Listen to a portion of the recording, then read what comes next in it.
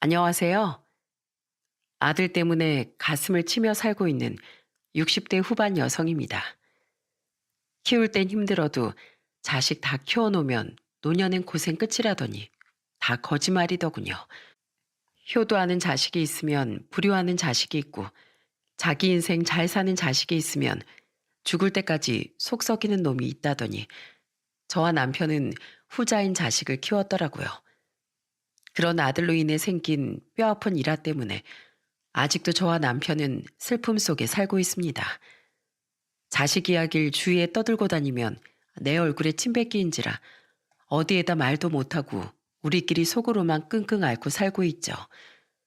대나무 숲에서 임금님 귀는 당나귀 귀를 외치듯 이 골마가는 속내를 어디에라도 털어놓고자 창피한 마음으로 사연을 적어보네요. 저와 남편은 떡집을 아주 오래 운영하며 아들과 두 딸을 키웠습니다. 아들이 중학교를 졸업할 때까지 저는 홀 시어머니를 모셨는데 그때의 기억이 참 좋게 남아있어요. 일찍 어머니를 여윈 제게 시어머니는 정말 친엄마처럼 잘해주셨거든요. 그러다 보니 저도 자연스럽게 언젠가 맞이할 며느리를 고대해왔죠. 저도 제 시어머니처럼 정말 좋은 시모가 되고 싶었거든요. 문제는 제 아들이 썩 훌륭한 놈이 아니라는 거였어요. 또 회사 그만뒀다고? 또 술 처먹고 안 나갔다가 잘린 거지? 너 대체 언제 철들래? 어? 직장이야 또 구하면 되죠. 지나간 청춘은 돌아오지 않는데 지금 즐겨야지 언제 즐겨요? 자기 여동생들은 멀쩡하게 한 회사를 잘만 다니는데 장남이란 놈은 허구한 날 술 마시다 무단 결근에 회사 잘리고 혹은 여긴 나랑 맞지 않는 곳이었다며 나간 지 한 달 만에 그만두길 반복하더군요. 정말 복장이 터질 노릇이었어요. 아들은 자취를 했는데 가끔 집에 들를 때마다 직장이 바뀌었거나 백수거나를 반복하니 저놈 저거 결혼은커녕 사회에서 사람 구실은 제대로 할까 싶더라고요.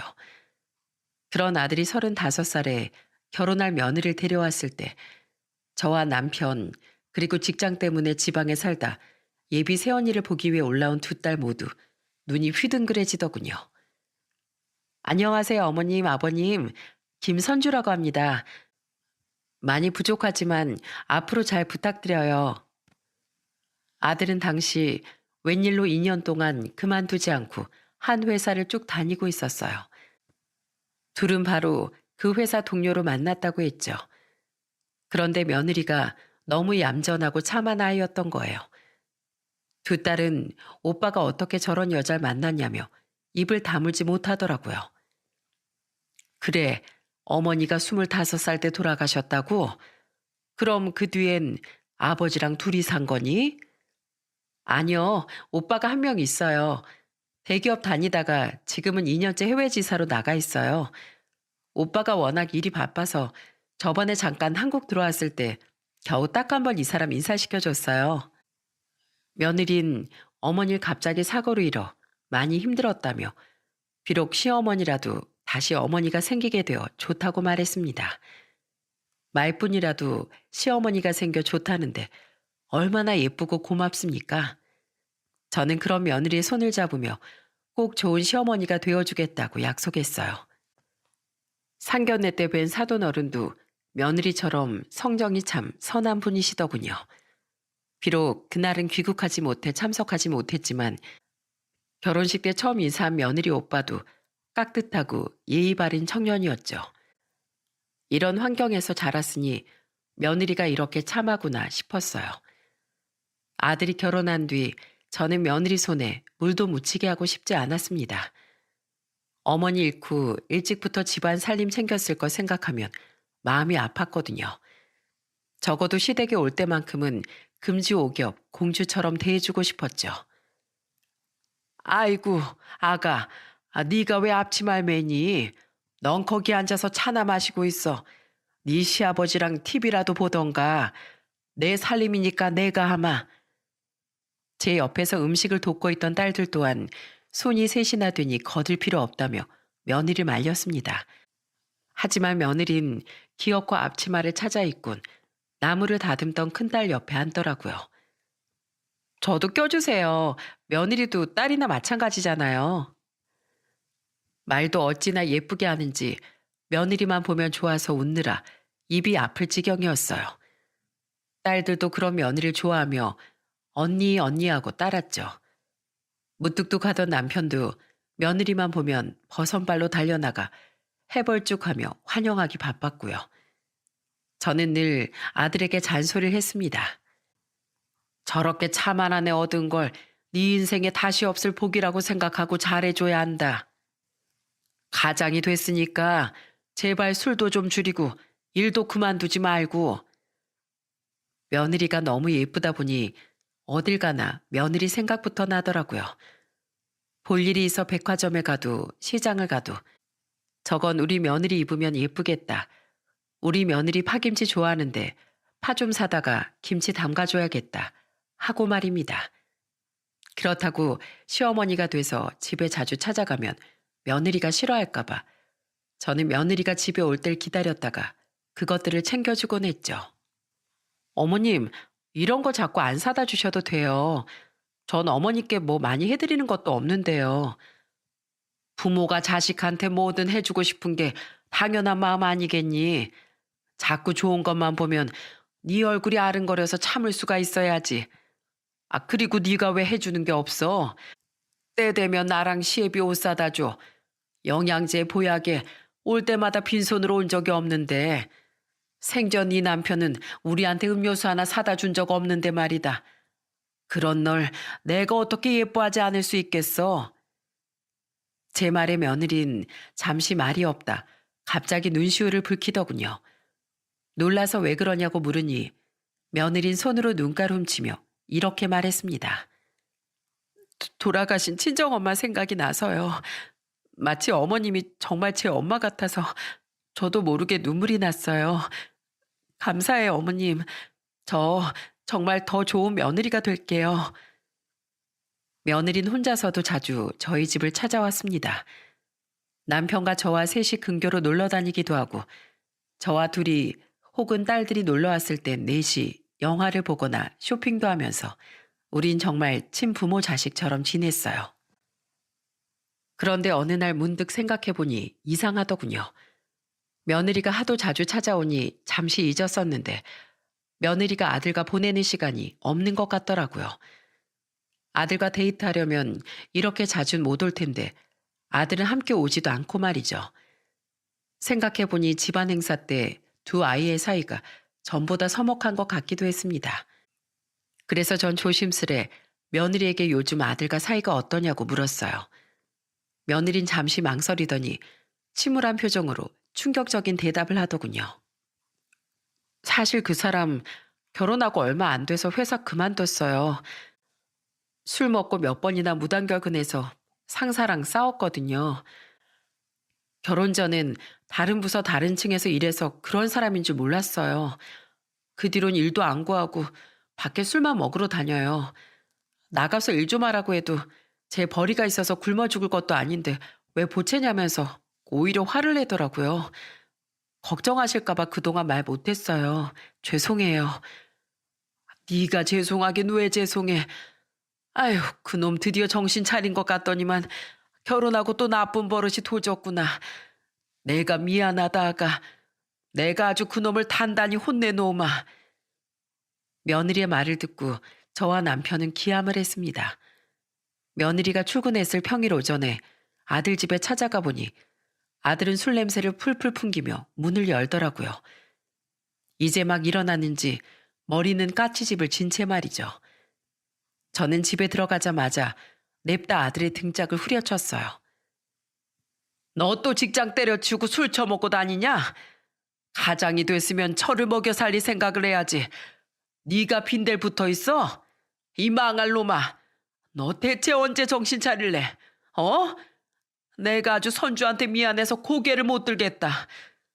아, 알겠어요. 일 구하면 되잖아요. 그만 좀 때려요, 엄마.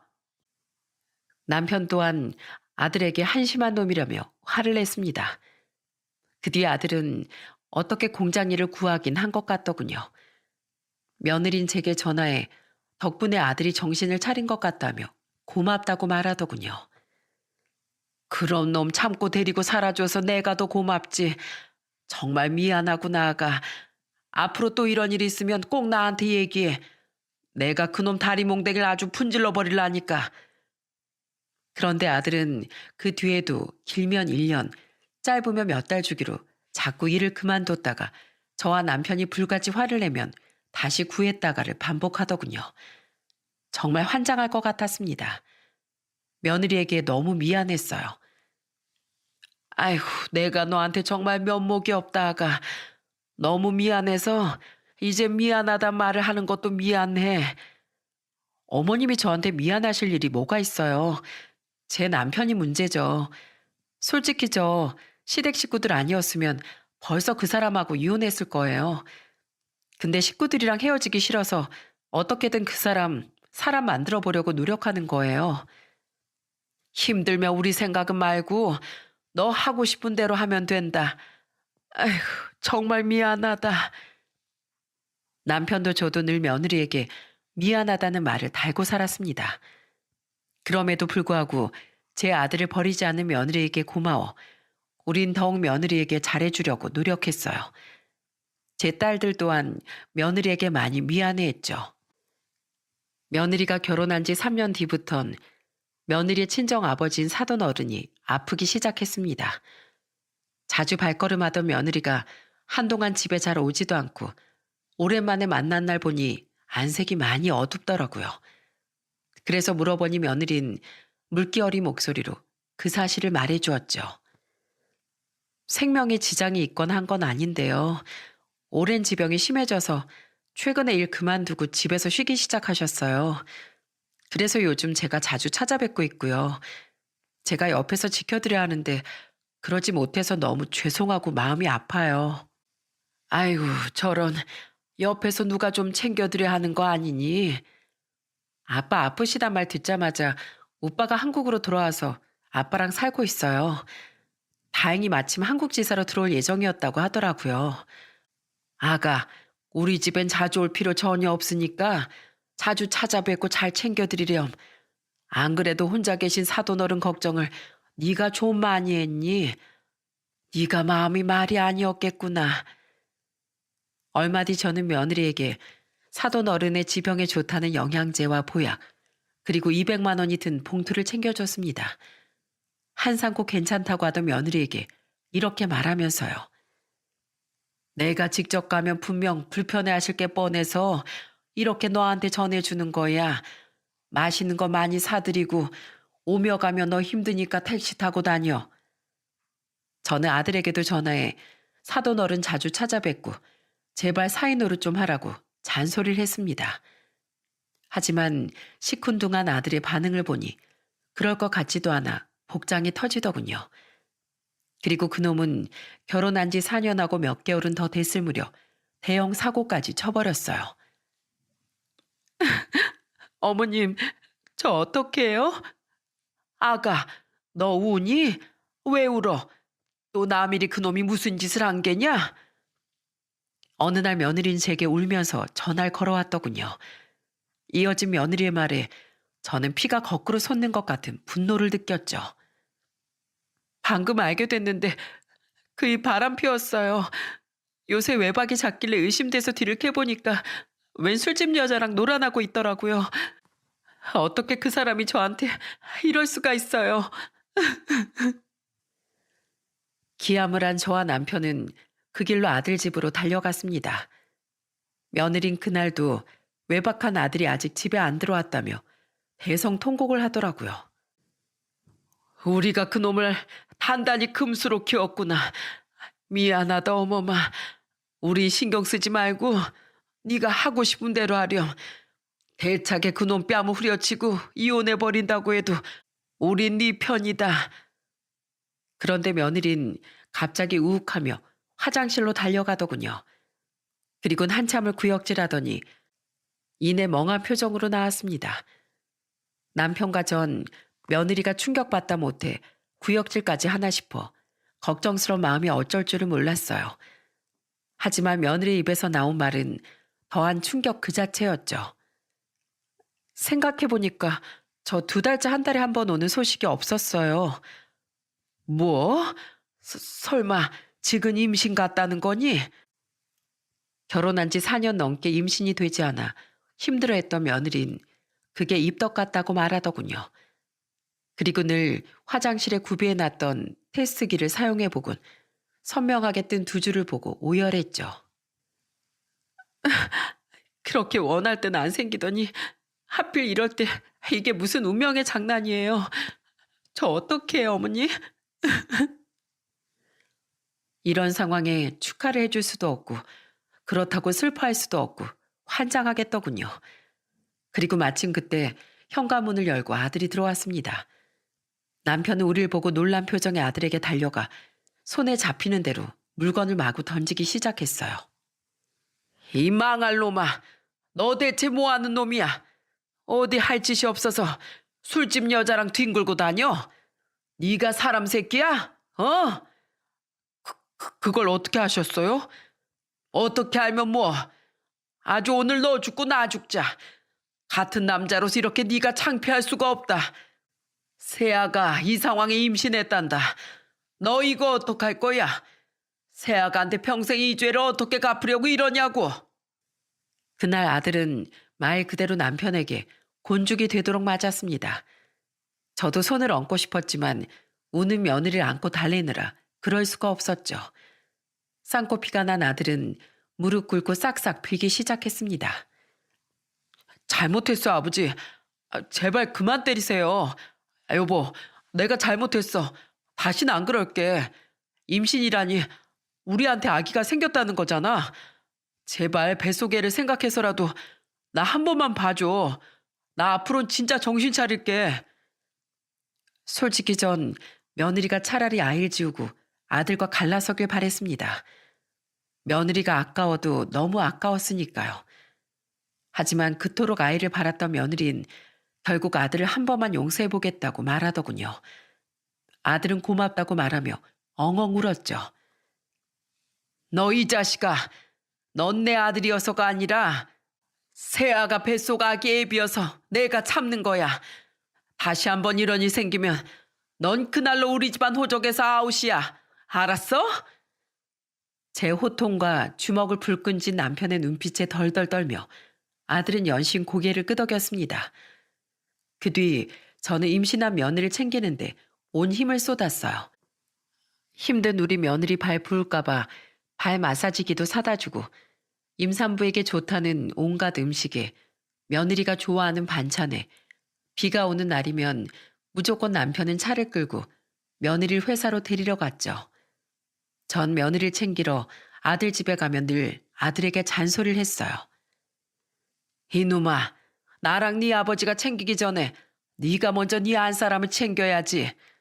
저녁에 아가 발도 많이 주물러주고. 아유, 알겠어요. 제가 알아서 한다니까요. 알긴 뭘 알아. 어머마, 제가 남편 노릇은 좀 하니? 일도 제대로 다니고 있는 거 맞아? 맞아요, 어머님. 그러니까 너무 걱정하지 마세요. 힘든데 이렇게 자꾸 반찬도 해오지 마시고요. 늘 감사해요, 어머님. 며느린 괜찮다고 했지만 아들이 어떤 놈인지 알기에 늘 저와 남편은 걱정이 태산이었습니다. 며느린 임신 7개월 차에 휴직을 했고 집에서 쉬는 며느리가 오히려 불편해할까봐 전 며느리를 찾아가는 일을 한동안 삼갔습니다. 제가 자주 며느리를 찾아간다는 이야기를 하니 친구가 눈치 없는 시모라며 타박했거든요. 내 엄마가 그렇게 자주 찾아와도 귀찮은 게 사람이야. 하물며 시어머니가 그것도 임신해서 가만히 있어도 힘든 며느리를 그렇게 자주 찾아가면 되겠어? 그동안 잘해줬다며 이젠 집에서 혼자 좀 쉬게 둬. 그 말을 들으니 정말 그런 것 같아 며느리에게 미안했습니다. 그래서 전 한 번씩 며느리에게 전화로 안부만 물었죠. 그러다 며느리가 휴직한 지 3주 뒤 연말이 다가왔어요. 평소엔 그런 데 관심 없었지만 이번엔 임신한 며느리의 무사 출산을 위해 연초 해돋이를 보며 소원을 빌고 싶더라고요. 남편과 딸들에겐 모두 해돋이를 보러 가자고 말했는데 며느리에겐 선뜻 입이 안 떨어지더군요. 임산부가 추운 날 새벽부터 해돋이 보러 가기 힘들지 않겠어? 당신도 그렇게 생각하죠.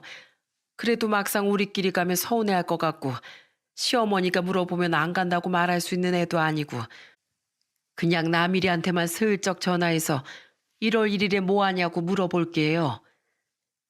결국 전 아들에게 전화해 해돋이 이야긴 빼고 12월 31일과 1월 1일에 두 아이 다 뭐 하냐고 물어봤습니다. 집사람은 이틀 다 장인어른 뵈러 간다고 했고요. 전 친구들하고 약속 있어요. 너는 처가 안 가고 왜 임신한 애를 혼자 보내? 제 약속이 먼저였어요. 별다른 일이 있는 것도 아니고 갑자기 간다고 그러는데 미리 잡힌 제 약속을 취소할 수도 없는 노릇이잖아요. 마음에 들지 않는 아들의 대답을 뒤로하고 저는 전화를 끊었습니다. 그렇게 1월 1일 이른 새벽 저와 남편은 딸들과 함께 강원도 바닷가로 해돋이를 보러 출발했어요. 해돋이 보러 가는 차가 얼마나 많은지 하마터면 예정된 일출 시각에 도착하지 못할 뻔했죠. 저는 붉게 타오르는 그 해의 첫 해를 보며 소원을 빌었습니다. 우리 며느리가 무사히 아기를 출산할 수 있게 도와주세요. 제발 우리 아들이 정신 차려서 며느리가 언제까지나 행복할 수 있게 해주세요.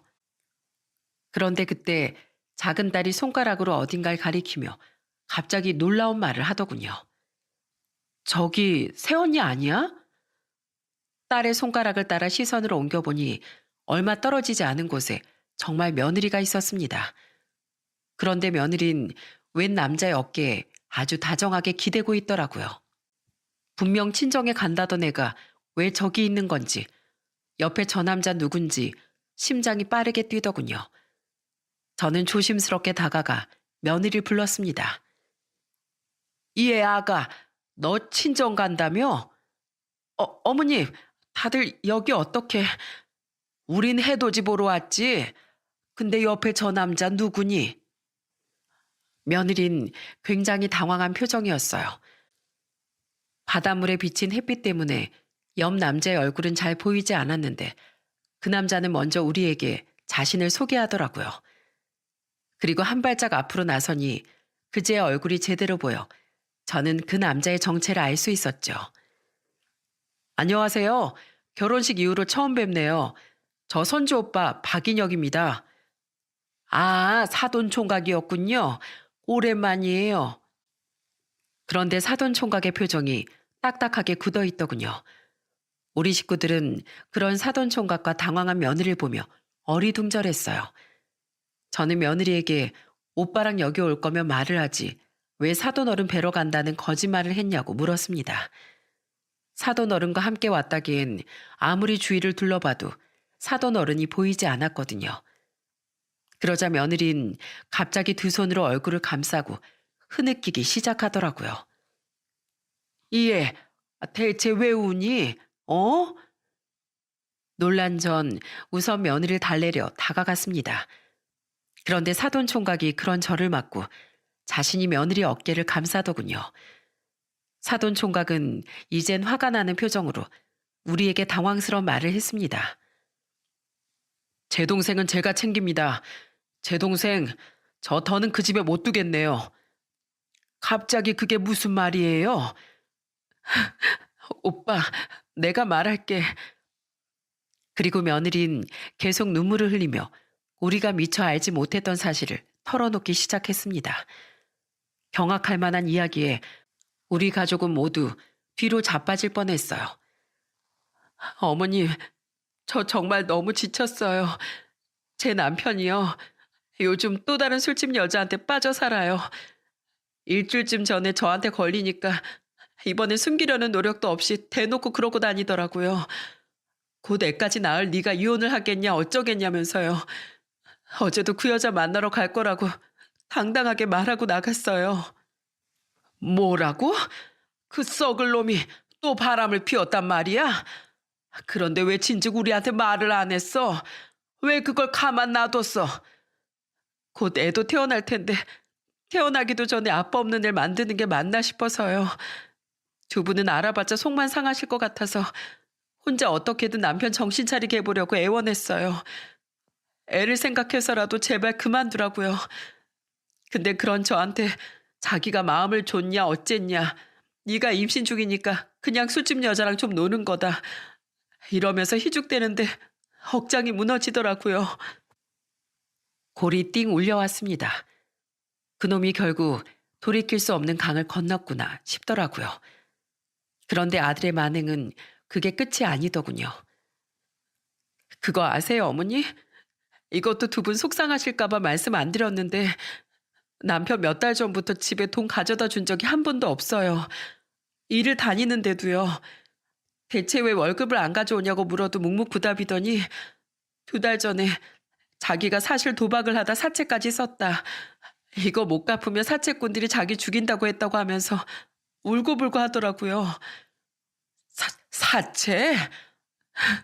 네. 그래도 우리 애 아빠인데 큰일 나는 거 막아야겠다 싶어서 오빠한테 2천만 원 빌려서 그 돈 해줬어요. 제가 급하게 필요한 일이 있다고 거짓말하고요. 그런데 며칠 전에 알고 보니까 도박하고 사채 쓴 게 아니라 다 술집 여자 만나려고 그 비싼 룸사롱에 돈을 퍼다 나른 거더라고요. 그때 그 사람 그냥 포기하기로 했어요. 그런데 배는 이미 남산만 하고 내 인생이 왜 이렇게 됐나 싶어서 마음이 너무 힘들더라고요. 그래서 오빠한테 그동안 제 결혼 생활에 대해 다 털어놓고 울었어요. 그동안 걱정할까 봐 친정 아빠랑 오빠한텐 남편에 대해 말한 적이 한 번도 없었거든요. 너무 힘들어서 그냥 죽고만 싶었어요. 그런데 오빠가 마음 약하게 먹지 말라고 해돋이 보고 새로운 마음으로 새롭게 시작하자고 얘기해줘서 오늘 여기 왔던 거예요. 그리고 사실 저희 오빠 제 친오빠가 아니에요. 남편도 그걸 알아서 괜한 오해받을까 봐 거짓말하고 오빠랑 여기 왔던 거예요. 어차피 이혼할 마음 먹었는데 아무런 트집도 잡히고 싶지 않아서요. 입을 떡 벌린 채 며느리의 말을 듣는데 이야기 끝에 더욱 놀라운 진실이 들어있더군요. 바로 사돈 총각이 며느리의 친오빠가 아니라는 사실 말입니다. 저도 저희 가족도 모두 처음 듣는 이야기였죠. 사돈 총각이 친오빠가 아니라고? 네, 일부러 숨기려고 한 건 아니에요. 제 오빠인 건 맞으니까 굳이 말씀 안 드린 것뿐이에요. 결혼 전부터 남편은 알고 있었어요. 그런데 결혼 생활하면서 제가 오빠랑 자주 통화하는 거 보고 피도 안 섞인 남녀가 무슨 남매냐면서 남편이 싫어하더라고요. 그래서 제가 좀 조심하니까 오빠도 눈치채고 그동안 저랑 거리를 둬줬었어요. 들어보니 사돈 총각은 원래 며느리의 부친인 사돈 어른의 절친한 친구 아들이었다는군요. 사돈 총각이 10살 때 사고로 양친을 잃자 사돈 내외는 할머니와 둘이 살게 된 사돈 총각에게 아낌없이 후원해줬다고 했죠. 학비며 생활비며 살던 월세집 월세까지 전부 내주셨다고요. 그렇게 서로 교류하며 가족처럼 지내다 사돈 총각이 고등학생 때 할머니가 돌아가시자 정말 한 집에서 한 가족이 되어 살아왔다는 거예요. 저희 부모님은 어떨 땐 친딸인 저보다 오빠를 더 챙기실 때도 있었어요. 오빠 고등학교 졸업식하고 제 중학교 졸업식이 겹쳤었는데 부모님은 저한테 양해를 구하고 오빠 졸업식에 참석했어요. 할머니 잃은 지 얼마 안 된 오빠가 많이 쓸쓸해할 거라면서요. 수능 뒷바라지에 대학 학비도 다 대주시고 오빠 대기업 합격했을 때 두 분은 눈물까지 흘리면서 기뻐하셨어요. 엄만 돌아가시기 전에 잠시 의식을 찾으셨을 때도 마지막까지 오빠를 걱정하셨어요. 그 정도로 오빤 정말 제 친가족, 친오빠나 다름없는 사람이에요. 맞습니다. 전 고등학생 때 한 번도 부모님을 제 부모님이 아니라고 생각해 본 적이 없었어요. 당연히 손주도 제 친동생이나 마찬가지고요. 그러니까 다들 괜한 오해 없으셨으면 좋겠습니다. 그리고 손주 말대로 박서방이 괜한 오해를 할까 싶어서 제 걱정돼도 내 동생 옆에서 많이 챙겨주지도 못하고 지냈어요. 그런데 그랬으면 자기가 제모까지 손주한테 더 잘해줘야 했던 거 아닙니까? 어떻게 살면서 무려 5년을 내 동생을 그렇게 고생시킬 수가 있어요? 게다가 바람까지 한 번 눈 감아줬으면 넙죽절이라도 하면서 살아야지. 어떻게 임신한 아내한테 생활비 한 푼 안 주고 오히려 술집 여자 때문에 돈을 뜯어갈 수가 있습니까? 대체 사돈 어른들은 자식 교육을 어떻게 시킨 거예요? 오빠, 그만해. 우리 시부모님 좋은 분들이셔. 괜히 여기서 뭐라고 하지 마. 아니, 널 진짜로 아꼈으면 진즉에 이혼시키고 널 돌려보냈어야지. 전 더 이상 제 동생 그 집에 못 둡니다. 이 바보 천치가 드디어 이혼 결심했다고 하니까 이제 제 동생 제가 지켜줄 거예요. 며느린 결국 소리내어 엉엉 울더군요. 그 모습에 그동안 며느리가 얼마나 괴로웠을지 느껴져 가슴이 찢어졌습니다. 또한 틀린 거 하나 없는 사돈 총각의 말에 미친 듯이 죄책감이 밀려왔죠. 저는 그 자리에서 아들에게 전화를 걸었습니다. 아들은 자다 깬 목소리더군요. 왜요, 엄마? 왜요? 야, 이 개만도 못한 자식아. 너 또 바람 피웠다며? 지금도 그 술집 년이랑 뒹굴고 있냐? 어? 그 사람이 또 일렀어요? 아, 그게요. 제가 바람 피운 건 아니고 그냥 심심풀이로. 시끄러워. 어디서 말 같지도 않은 소리를 하고 있어? 이 벌레 같은 놈아. 너 내가 당장 쫓아가서 아주 아작을 내버릴 줄 알아. 제 고함 소리에 아들은 통화가 잘 안 들리느니 어쩌니 하며 전화를 뚝 끊어버렸습니다. 굉장히 당황한 목소리였죠. 그렇게 화를 내자 이제 눈물이 마구 나오더라고요. 저는 며느리와 사돈 총각 앞에서 고개를 숙인 채 엉엉 울면서 사과했어요. 미안하다 아가. 네가 오죽 힘들었으면 죽고 싶다는 생각까지 했겠니. 사돈 총각 미안합니다. 사돈 총각 말이 맞아요. 진즉 선주를 놓아줘서 했는데 내가 선주가 너무 딸 같아서 욕심을 부렸나 봅니다. 정말 죄송합니다. 남편 또한 망연자실한 표정으로 제 옆에서 함께 사과했습니다. 두 딸은 한숨을 푹푹 쉬며 며느리 손을 잡고 그런 오빠를 둬서 정말 미안하다고 마찬가지로 사과했죠. 며느린 계속 눈물을 흘리며 말했습니다. 아니에요. 두 분은 그리고 아가씨들을 할 만큼 하셨어요. 저 정말 이 집에 시집 와서 네 분 가족이 될 수 있어서 행복했어요. 그런데 제일 중요한 남편이란 사람은 제가 더는 못 견딜 것 같아요. 모두에게 죄송합니다. 아니다, 아니야. 죄송하다는 말 제발 하지 말거라. 그렇게 우린 한참을 우두커니 서서 울었습니다. 우릴 지켜보던 사돈 총각은 이내 그만 가봐야겠다고 말하더군요. 임산부인 며느리가 감기 걸릴까봐 걱정된다고요. 우리 며느리를 배웅하기 위해 말없이 사돈 총각의 차가 세워져 있는 곳까지 함께 따라갔는데 그곳 조수석엔 웬 여자 한 명이 잠들어 있었어요. 며느린 그 사람을 자기 새언니 될 사람이라고 말해줬죠. 오래 사귄 사돈 총각의 여자친구라고요. 어젯밤에 근처 펜션 잡고 셋이 같이 왔는데 여기까지 따라와 놓고 어제 숙취가 안 풀린다면서 그냥 여기서 자고 있겠다고 하더라고요. 안 그러셨겠지만 이걸로 모두 정말 저랑 선주 사이에 대해 괜한 오해는 없으셨으면 좋겠네요. 설명을 덧붙인 사돈 총각은 차에 타기 전 마지막으로 저와 남편을 향해 이렇게 말했습니다. 아무리 생각해도 열이 받아서 서울 올라가자마자 박서방을 아주 작사를 내버릴 생각이었습니다. 우선 괜히 법적 문제 일으키지 말아달라고 동생이 하도 부탁해서 참는 거예요. 제 동생 그렇게 딸처럼 아껴주셨다니까 두 분이 알아서 아들 인성교육 다시 시켜주실 거라고 믿습니다. 동생이 두 분께 직접 이혼하겠다고 말씀드리고 그 집 나오겠다고 했는데 이렇게 다 아셨으니 이 길로 전 제 동생 집으로 데려갈 거예요.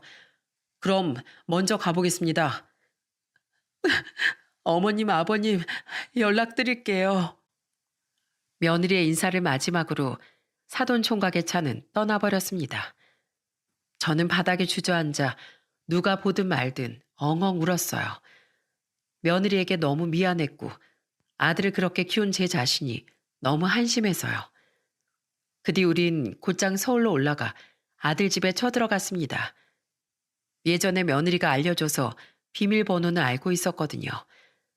마침 화장실에서 나오던 아들은 우릴 보자마자 히익하며 기겁을 하더군요. 몇 시간 전 통화 때문에 절 보자마자 겁을 먹은 거겠죠. 저는 마구 주위를 두리번거리다 싱크대에 있던 대야에 찬물을 받아 아들에게 확 끼얹어 버렸어요. 아유, 엄마! 엄마라고 부르지도 마라. 네가 인간이냐? 너 며느리한테 2천만 원까지 빌려다가 술집 기집애한테 퍼날랐다며?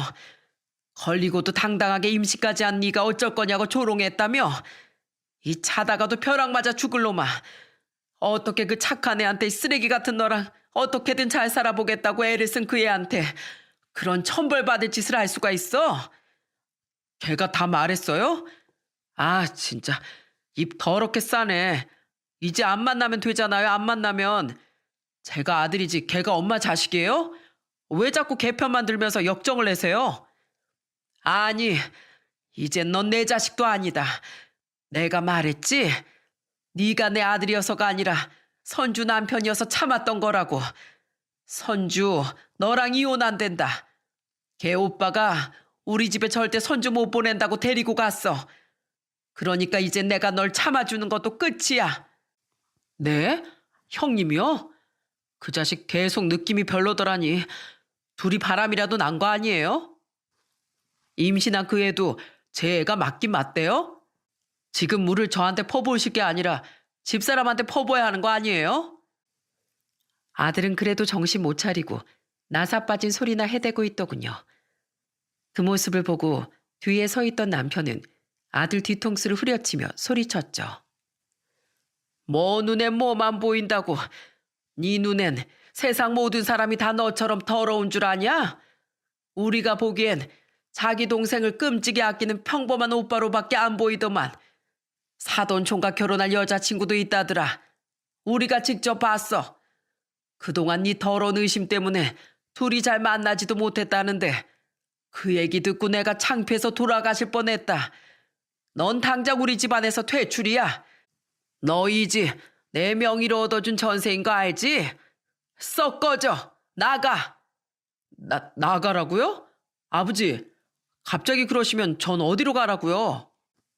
그건 내 알 바 아니고 이젠 너 내 자식도 아닌데 내가 알 게 뭐냐? 아버지, 잘못했어요. 저 2번 다신 안 그럴게요. 처가로 직접 찾아가서 아내한테도 싹싹 빌고 다시 데려올게요. 네? 웃기지 마. 그럴 리도 없겠지만 이젠 새아가가 이혼 안 한데도 우리가 도시락 싸들고 쫓아다니면서 말릴 거다. 그리고 너 잘못했다는 말에 이젠 안 속아. 꺼져. 당장 꺼지라고. 남편이 의자까지 들어 던지려는 신용을 하자 그제 아들은 허둥지둥 짐가방을 싸더니 문 밖으로 사라지더군요.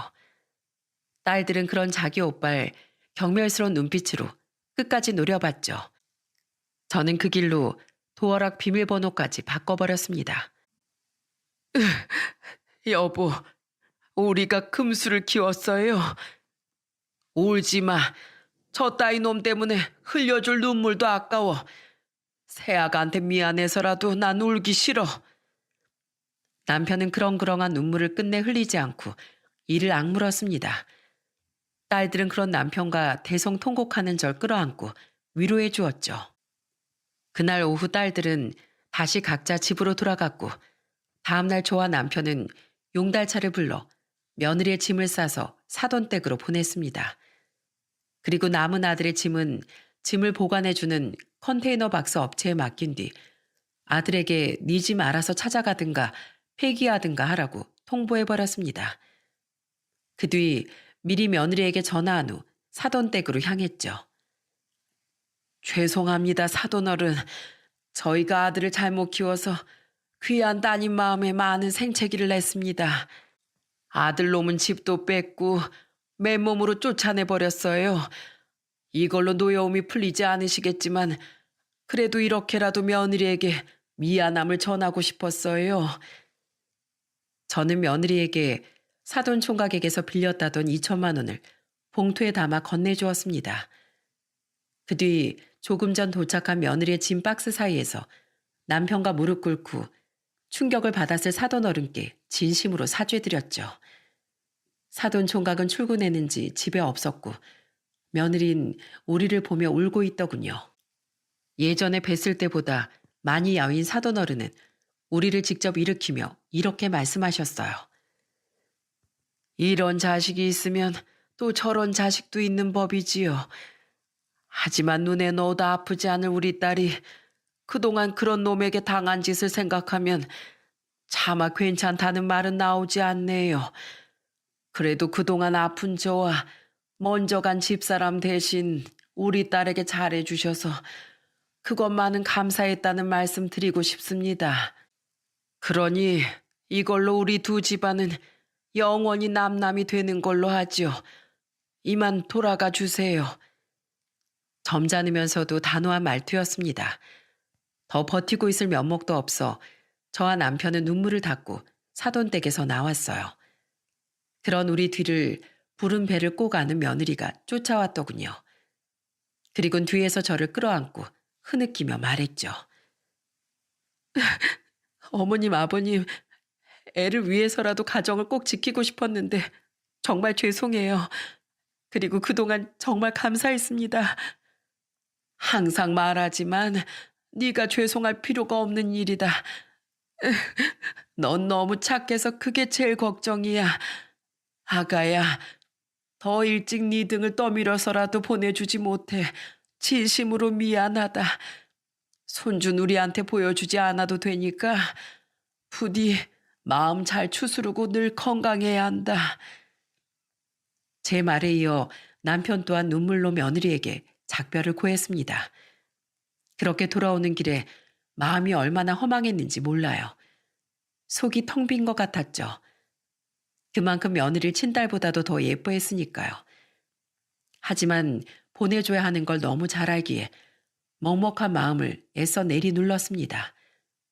그리고 며칠 뒤 아들이 저희 집에 찾아왔더군요. 아들은 오자마자 무릎 꿇고 싹싹 빌기 시작했습니다. 이야기를 들어보니 겁도 없이 용서를 빈답시고 사돈댁에 찾아갔다가 사돈 총각에게 주먹으로 한 대 맞은 모양이더군요. 엄마, 아버지, 저 가진 돈도 없어서 지금 급하게 보증금 싼 원룸 월세로 들어가 있어요. 두 분께 용서 빌려고 어떻게든 집사람 설득하려고 갔다가 형님 손에 죽을 뻔하기까지 했다고요.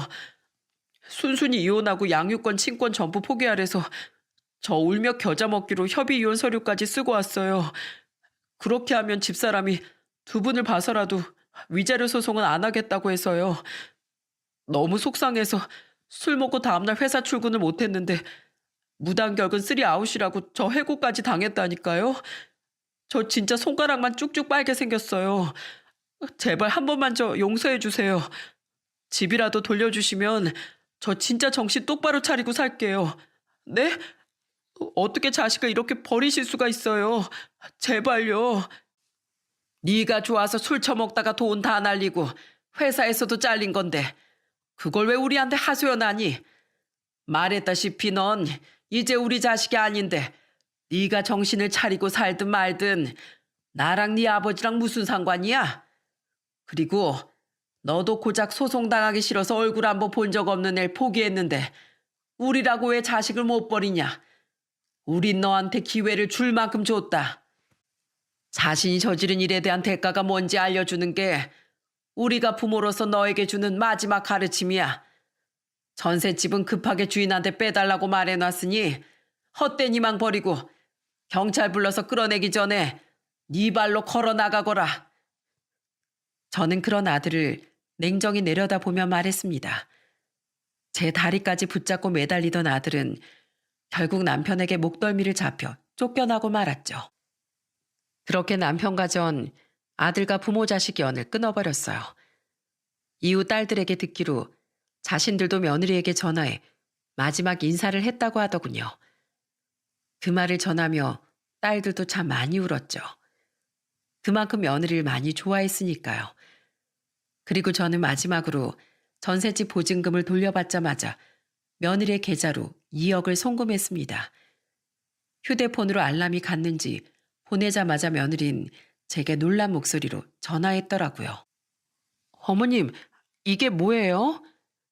너희 살던 전셋집 빼고 받은 보증금 대부분이야. 어차피 너와 아들에게 줬던 돈이니 그 돈도 너희 재산으로 정리하는 게 맞다. 하지만 어머니, 그냥 받아.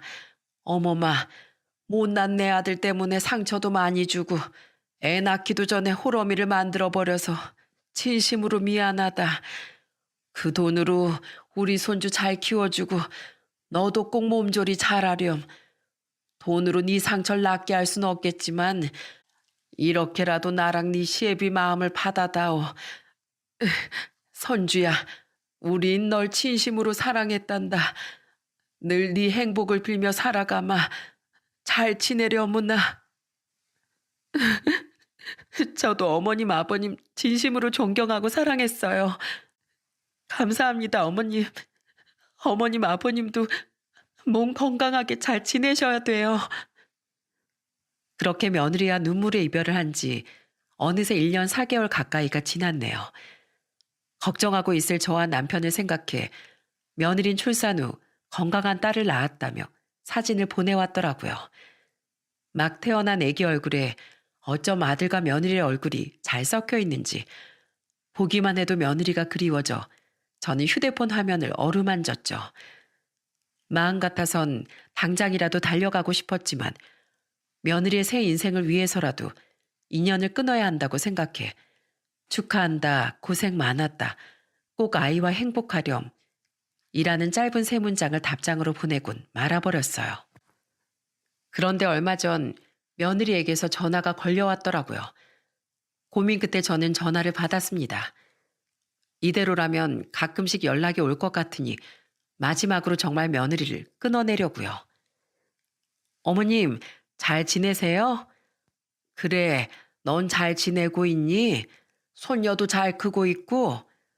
네, 얼마 전에 오빠랑 여자친구랑 드디어 결혼해서 지금 오빠 부부랑 아빠랑 저랑 우리 딸 이렇게 5이서 같이 살고 있어요. 새언니가 어머니 암투병이 끝나면 결혼하고 싶어 했는데 작년에 어머님이 결국엔 돌아가셨거든요. 그리고 새언니가 먼저 아프신 아빠랑 혼자 애 키울 저 걱정해서 합가하자고 말해줬더라고요. 참 고맙죠. 덕분에 복직도 무사히 하고 육아도 많이 도움받으면서 살고 있어요.